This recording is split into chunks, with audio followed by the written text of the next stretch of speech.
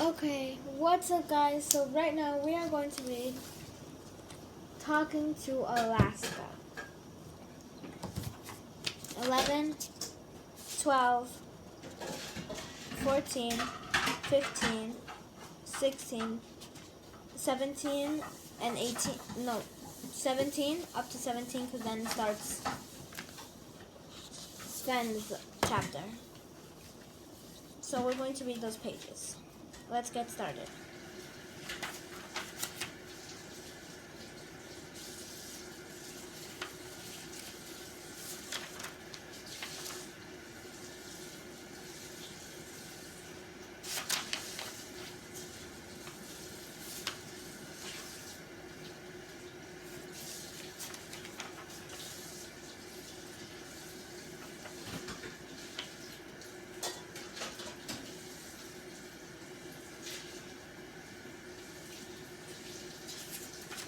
We're going to start with Sven.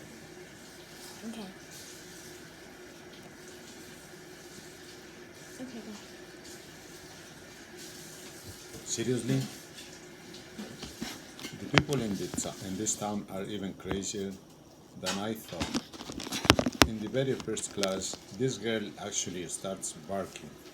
Her name is Parker Montigny. She is thin and pale, like she is just back from a trip to the North Pole. She is the only girl in the class who wears black and the only girl who doesn't smile. She puts her pointed nose in the air and barks away so realistically that you want to make an emergency call to the animal protection people. It's like she's just swallowed a dog, a live one. But halfway through the song, she stops. She looks around and I see her cheeks go bright red. Wow, I thought she was doing it on purpose. That this was her brilliant stunt. But she's only just realized how dumb she looks, and that the rest of the class can't stop laughing. Do Frosted Snowman, shouts Ben, or Rudolph the Red-Nosed Reindeer yells Sol. I bet a dog can do that one. That's it, she's had it.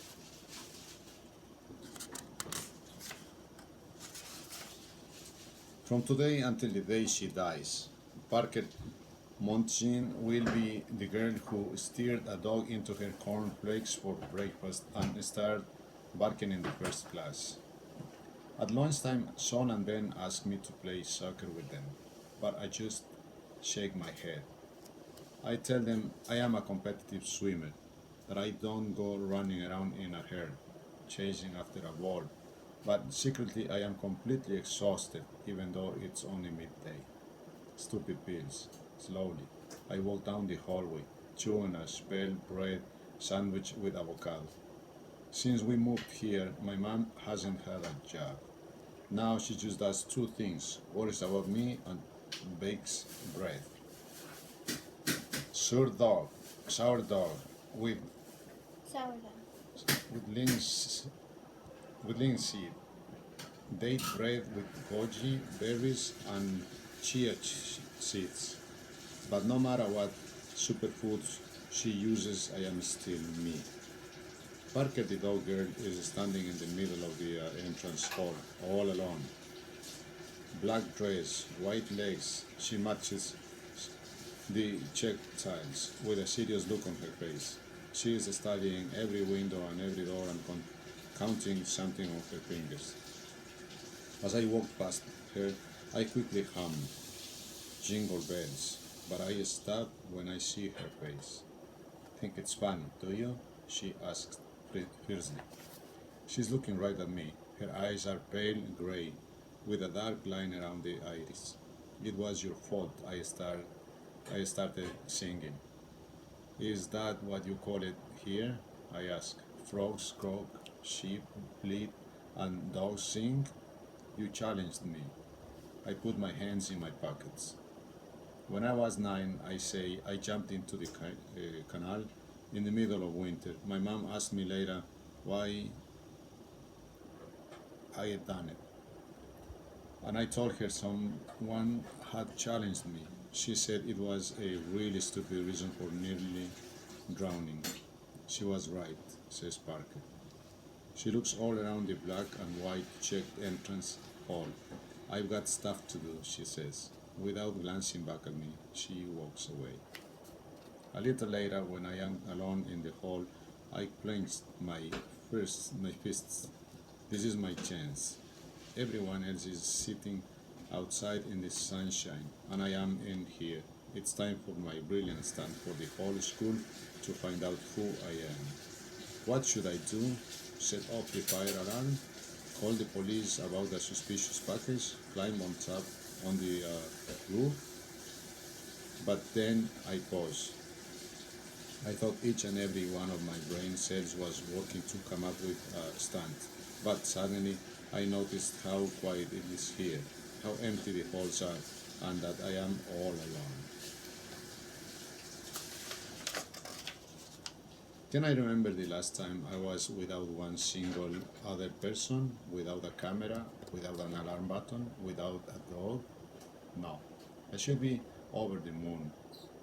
Free at last. I finally managed to escape from all that insanely annoying worrying and fussing, all the rules that make it impossible to live. But I am not happy at all. I can feel cold sparks at the back of my neck, and God knows what's happening inside my head right now. Suddenly, I couldn't care less about pulling off any brilliant stunts. I just want one thing: to get back to the mob, to stop being alone. The sixth class of the day is homeroom. All the windows in the classroom are open. A wasp is flying high above our heads, and out in the school playground we can hear shouting voices that are already free. Sven Bigman is the last to arrive again. I have no idea why he has to come late to every class. Ben's kept a seat for him, and Ziva, the girl with the black curls, smiles at him. I act like he doesn't exist. While everyone else is finding around with their notebooks and pens, I quickly check my cell phone. I've already sent my mom 4 messages and she answered within 5 minutes every time, just like we agreed. I secretly give the start screen a little stroke with my finger. It still has a photo of Alaska on it. Our homeroom teacher is called Mr. Blockmans, and even if you count the skeleton in the biology room, he must be the oldest person in the entire school. 100 years ago, he was a student here himself, and one of the first things he tells us is that the basement beneath the multimedia center is haunted. Some of the other kids giggle and shiver dramatically, but I just stare at the map on the wall. I'm really And now, interested. and Why now is this say haunted? Blockmans. I need to go through the school rules with you about the use of so-called smartphones. In particular, there is some. He stops. In the otherwise silent classroom, someone is laughing, not in a normal way, but all weird and deep. It sounds kind of menacing, like a ghost that's stuck in a loop. Ah ha ha ha ha. I feel goosebumps on my arms as I stand to look, along with the rest of the class. The noise is coming from Sven's mouth, from his body, but he doesn't look like himself anymore. His eyes have rolled back into his head, and he is making these weird smoking noises with his lips now. What's wrong with him? Says Ziva. Hey, Sven. Ben shakes Sven's arms, but there is no reaction. Sven's mouth opens and closes. His eyes are staring, and that spooky noise is coming from his throat.